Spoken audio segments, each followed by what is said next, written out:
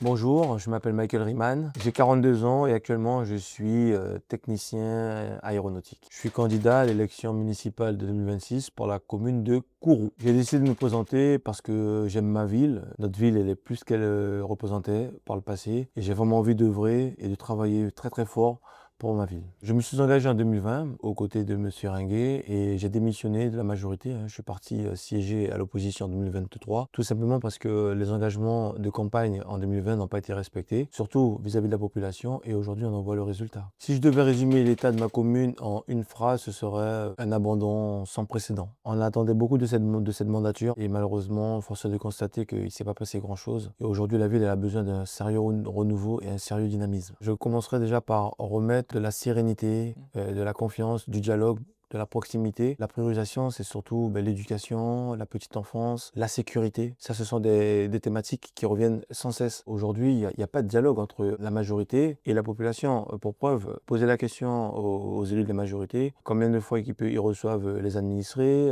les agents, est-ce qu'il y a un planning de permanence pour pouvoir recevoir la population, discuter, échanger. L'objectif, c'est pas forcément de pouvoir régler les problèmes de tout le monde, parce que ce serait trop facile, mais c'est au moins d'être proche, d'être accessible et de pouvoir écouter la population à qui on a demandé de faire confiance. Le problème dont tout le monde ne parle, mais que personne ne traite, est la sécurité, parce qu'on entend beaucoup de choses. Le taux de chômage qui est important, associé à l'oisiveté de notre jeunesse, fait qu'aujourd'hui, on a par moment, en tout cas sur certains secteurs, on peut avoir des phénomènes de délinquance. Maintenant, il faut travailler sur le sujet, il faut apporter des réponses concrètes pour essayer en tout cas d'inverser cette tendance. Mon plus grand projet, ce sera de reconnecter la population avec la majorité. La population ne croit plus trop les élus que nous sommes lorsque nous venons discuter avec eux, parce qu'on leur a tellement fait de promesses et qu'au final ils se sont rendus compte que elles n'étaient jamais tenues, qu'en fait ils ont baissé les bras. Nous, on ne s'arrête pas à ça, on se bat, on continue, parce que quelque part la politique c'est indispensable, c'est elle qui conditionne nos vies,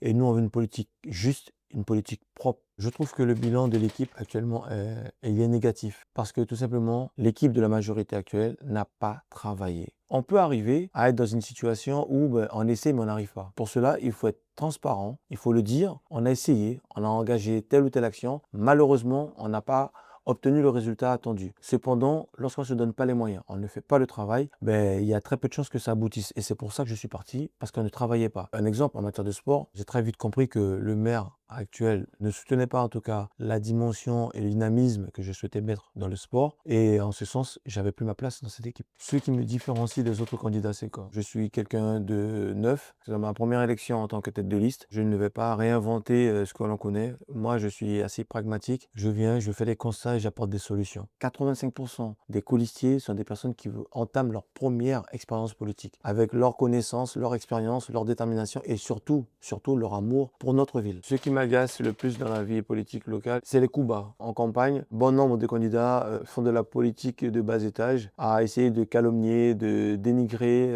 les candidats, alors que c'est de la démocratie. C'est un débat d'idées, pas d'hommes. Moi, j'en fais pas une affaire personnelle. Moi, je viens avec mes idées, je les présente et après, je laisse la population juger la pertinence et de savoir s'il faut nous accompagner ou pas. Si je suis élu en mars prochain, ma première mesure sera redimensionner l'administration pour qu'elle soit en capacité de pouvoir travailler, de pouvoir apporter des réponses et de relever le défi qui nous attend. Sans administration, on ne peut pas faire grand-chose. Ce qu'il faut déjà, c'est faire une vraie cartographie sur la ville de Kourou, notamment au niveau de la collectivité. Regarder les points forts, regarder les points faibles et mettre en place une vraie stratégie cohérente, sans chercher forcément à augmenter la masse salariale, mais travailler avec un peu plus d'intelligence sur la mutualisation des services, sur la performance, sur aussi la dématérialisation d'un certain nombre de procédés. Il faut se servir de cette mandature-là pour transformer la ville de Kourou et notamment son administration, pour qu'elle soit plus réactive, plus performante et qui réponde aux besoins de la population. Il faut avoir un discours assez clair et assez franc envers la population. Nous serons obligés de faire en tout cas des choix stratégiques, financiers par rapport au budget de la commune, en tout cas dans les premières années. Pour moi, ce que je dis aujourd'hui, c'est pas qu'on va arrêter un certain nombre de choses, mais c'est qu'on va le faire différemment. Il y a certains budgets qui vont peut-être être diminués pour renforcer d'autres, notamment en matière d'éducation, de sport, en matière culturelle. Tout cela se fera en vraie transparence auprès de la population, où on expliquera tous les choix stratégiques qui seront faits, parce que ce qui est plus important, c'est que la population soit au gré au fait de tout ce que nous faisons en temps et en heure. Mon premier adjoint sera, alors, ça sera pas mon premier adjoint, mais ma première adjointe. Ça sera donc une femme, parce que je pars du principe qu'il est important de donner aux femmes toute la dimension qu'elles représentent. Ça sera Madame Rengué Claudine. J'ai choisi cette personne parce que tout simplement, c'est une personne qui a des valeurs, c'est une personne qui a une rigueur, c'est une personne qui vient du monde professionnel privé et qui a une certaine culture du travail. Et c'est quelqu'un en qui j'ai toute confiance. Si moi, je dois être absent, elle aura toute ma confiance et la légitimité pour pouvoir prendre le poste de maire et d'assurer l'intérim. À la fin de mon mandat, je veux que l'on dise que la commune, que la commune, elle revit, tout simplement. On passe à la deuxième séquence de l'émission qu'on a appelée la carte de la commune. On donne au candidat un plan, puis on lui demande de choisir des lieux par rapport à des questions qu'on a préparées. Pour commencer, montrez-nous un endroit qui est important pour vous, avec lequel vous avez une attache particulière. Le marché aux poissons. Parce que le marché aux poissons, c'est un endroit symbolique. Nous, à Kourou, on a toujours connu un beau marché aux poissons avec une activité très forte dans le secteur de la pêche. Et aujourd'hui, le voir dans cet état-là, c'est vraiment un crève-cœur. Surtout quand je constate comment les pêcheurs travaillent au quotidien, comment les administrés viennent pour acheter du poisson, c'est juste impensable et inimaginable. C'est un lieu de socialisation, c'est un lieu d'histoire. Il n'y a pas une personne qui pouvait ne pas venir à Kourou, ne pas passer au marché aux poissons. D'ailleurs, aujourd'hui, il y a pas mal de gens qui profitent de l'occasion lorsqu'ils viennent, parce qu'ils arrivent de Cayenne ou qu'ils viennent faire des 2-3 démarches sur Kourou. Ils viennent avec leur glacière pour acheter du poisson. C'était un espace très de bon vivant, quoi. On venait, tout le monde connaissait tout le monde échangeait avec tout le monde et c'était vraiment un lieu de rencontre. Alors moi j'y vais tout le temps parce que déjà je suis un grand consommateur de poissons, donc j'adore le poisson. Et puis ça me permet aussi de pouvoir être au contact des pêcheurs, de discuter avec eux. Moi au quotidien ils m'expriment leur désarroi. Si demain nous avons la possibilité d'être élus, c'est une de nos priorités de les accompagner au mieux pour leur redonner un vrai outil de travail pour la population toulousaine. On passe au deuxième endroit, ça peut être une rue, un quartier, n'importe quoi. En tout cas, un endroit où quand vous y allez, vous vous dites, il y a quelque chose qui va pas. La Cité Lumière, parce qu'aujourd'hui c'est un quartier qui a aucun espace de jeu pour les petits. Il n'y a pas d'attractivité, il n'y a pas d'espace pour qu'ils puissent s'épanouir. Aujourd'hui, cette jeunesse, elle joue en bas du bâtiment, sur les places de parking. C'est très accidentogène. J'ai senti un profond malaise, un sentiment d'abandon de la part de la population de Cité Lumière. Ils se disent simplement que s'il y a un nouveau maire, ils espèrent réellement qu'ils ne seront pas oubliés, qu'ils seront en tout cas pris en compte et qu'on pourra leur apporter en tout cas des solutions par rapport aux problématiques rencontrées et échanger avec eux. Ce sont des logements sociaux, mais la mairie est partenaire des différents bailleurs. Et donc c'est avec ces différents bailleurs qu'il faut mettre en place des vrais programmes pour en tout cas embellir, harmoniser les différents quartiers. Et dans ce cadre-là, oui, favoriser l'implantation d'ateliers sportifs, de parcs de jeux pour les petits, de soccer pour les plus grands. Parce qu'en vrai, les jeunes, ils ne demandent pas grand-chose. Ils demandent juste des lieux où ils puissent se retrouver, jouer entre eux, tout simplement. On passe au troisième et dernier endroit. Montrez-nous un lieu qui pourrait symboliser votre mandat, un endroit où vous avez peut-être un grand projet pour la commune. Ce serait vraiment le Stade Bacheda. Le Stade Bacheda, c'est vraiment un lieu qui me tient à cœur parce que moi, j'ai grandi, j'ai été sportif jusqu'à l'âge de 40 ans. J'étais footeux, donc j'ai joué au foot pendant toutes ces années. Aujourd'hui, je suis éducateur. Je continue, même si je suis de l'autre côté de la ligne, mais je continue à arpenter les différents terrains et stades de Guyane. Mais c'est vraiment le Stade Bacheda parce que le Stade Bacheda, c'est un symbole. C'était un fleuron du sport en Guyane. C'était le plus beau stade avec la plus belle pelouse. Et aujourd'hui, le voir dans cet état-là, c'est vraiment un crève-cœur. Donc s'il y a bien un lieu où on va vraiment œuvrer pour en tout cas lui donner un autre aspect, le redynamiser et rendre fiers les Kouroussiens, c'est bien le Stade Bacheda qu'on souhaiterait transformer parce que c'est un site où il y a différentes infrastructures sportives et donc c'est de mettre en place un vrai maillage pour qu'on ait vraiment une zone de vie sportive autour de tout cela. Aujourd'hui, nous avons des terrains de tennis qui sont abandonnés, donc l'idée ce serait de pouvoir faire un appel à projet pour créer des terrains de paddle, mettre un terrain de soccer, rénover la piscine municipale, faire un petit parcours de santé autour du lac Bouachouda, rénover le terrain de basket, rénover les terrains annexes de football et de rugby, mettre un peu des gradins de proximité pour permettre aux familles de pouvoir venir voir les matchs en toute tranquillité. C'est vraiment créer une zone attractive en matière de sport. Allez, nouvelle séquence, on passe à un jeu de questions-réponses. Le candidat doit tirer au hasard des cartes questions. Certaines viennent de nos auditeurs, les autres ont été écrites par la rédaction. Hors du spatial, l'économie locale reste fragile. Comment comptez-vous diversifier l'activité économique et soutenir les entrepreneurs. C'est vrai qu'aujourd'hui, le constat, c'est que le centre spatial, c'est un gros poumon de l'économie kouroussienne. Et donc, il est important de s'atteler à créer, en tout cas, d'autres ressources économiques au sein de la ville. Déjà, la première des choses, ce sont justement l'exploitation des ressources endogènes, que ce soit la pêche et l'agriculture. Il va falloir intensifier notre politique là-dessus avec la réhabilitation du marché aux poissons, l'accompagnement du secteur pêche, et puis chez les agriculteurs, discuter avec la SAFER pour favoriser en tout cas l'implantation de nouveaux agriculteurs, de jeunes agriculteurs, pour permettre en tout cas de dynamiser un peu plus l'agriculture. On pourra aussi mettre en place des circuits courts entre l'agriculteur et le consommateur pour permettre aux agriculteurs d'avoir un contact direct avec les consommateurs et de vendre leurs produits. Kourou a perdu des habitants depuis ces dernières années. Comment inverser la tendance? La première des choses, pour que les gens reviennent à Kourou, il faut qu'il y ait des logements, il faut qu'on puisse s'installer.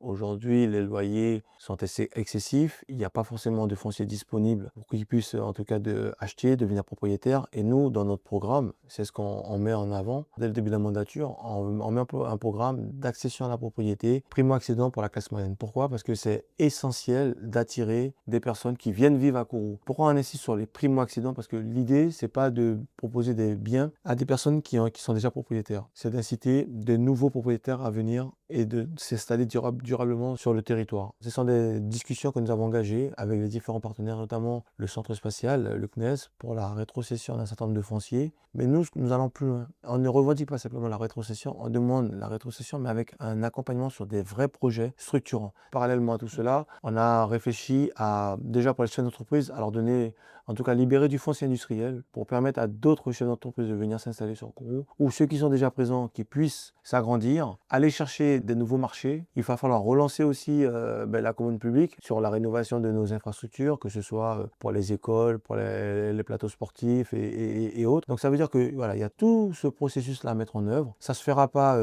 d'un claquement de doigts. C'est un travail qui va prendre du temps, mais c'est un travail qu'on va faire correctement, avec une vraie cellule ingénierie, avec des vrais projets cohérents et avec un accompagnement. Parce que le plus important, il ne faut pas que nos projets s'arrêtent en cours de route. Il faut qu'il y ait vraiment une continuité pour permettre justement à toute cette économie de se mettre en action et qu'il y ait vraiment ce cercle vertueux. De nombreux habitants se plaignent de l'éclairage public. Quel est votre projet pour améliorer la situation? C'est un facteur de sécurité de premier plan et donc là, aujourd'hui, il y a une campagne qui est lancée par la majorité actuelle sur l'éclairage public. On va continuer, on va aller plus loin. On part du principe qu'aujourd'hui, c'est une nécessité. Il ne faut pas qu'il y ait un quartier ou un endroit où on a l'impression que c'est une zone de non-droit. Il faut qu'il y ait de l'éclairage partout dans la ville de manière cohérente. Alors aujourd'hui, il y a le réseau filaire classique, l'éclairage sur le réseau, et puis le côté solaire. Ce sont ces deux technologies-là que nous allons continuer à développer pour permettre, en tout cas, on espère, à la fin de la mandature, d'avoir une couverture à 100% d'éclairage sur la ville. Compte tenu de la situation financière de la commune, avez-vous les moyens vraiment de mettre en place des projets ambitieux? La commune est en difficulté financière, mais ce n'est pas une fatalité. Nous, on a pour objectif de travailler vraiment d'arrache-pied pour revenir à un équilibre financier sur les 3 ou 4 premières années de mandature. Pourquoi? Parce qu'il va falloir mettre en place une vraie stratégie, une vraie perspective financière. Mais je le dis très clairement, cela ne nous empêchera pas d'avoir de l'ambition pour notre ville. Je connais des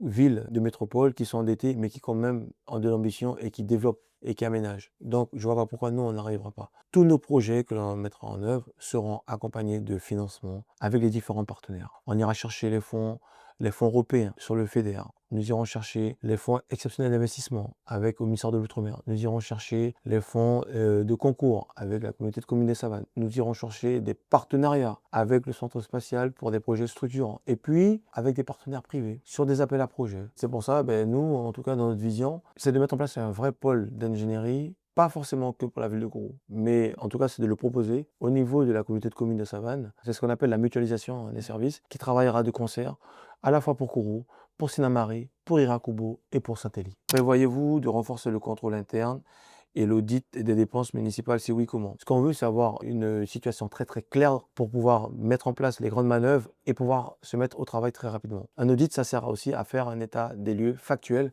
pour savoir comment réajuster. Ensuite, pour pouvoir contrôler, parce que là c'est la question aussi, comment on va faire pour contrôler? Je pense que déjà il est essentiel de commencer à réfléchir à mettre, en tout cas à la création d'un nouveau service, ce qu'on appelle le contrôle de gestion. Contrôler un peu un certain nombre de choses qui se passent pour voir si on note des dérives ou pas en termes de gestion, en termes d'organisation. Et parallèlement à tout cela, d'un point de vue politique, je pense qu'il faut de la transparence. Et pour mettre de la transparence, c'est être très factuel avec la population et pas quand ça nous chante régulièrement. Et c'est pour ça que nous, on propose d'avoir à la fois nos conseils municipaux qui soient retransmis en direct, les délibérations qu'elles soient accessibles à la mairie, mais aussi via les réseaux. Et puis, dernière chose, on mettra en place un conseil, le conseil citoyen. Ce sont des citoyens qui auront un droit de regard sur l'évolution de la gestion de la ville, qui pourront émettre des avis sur les différentes orientations pour qu'ils puissent, en tout cas, avoir un droit de regard.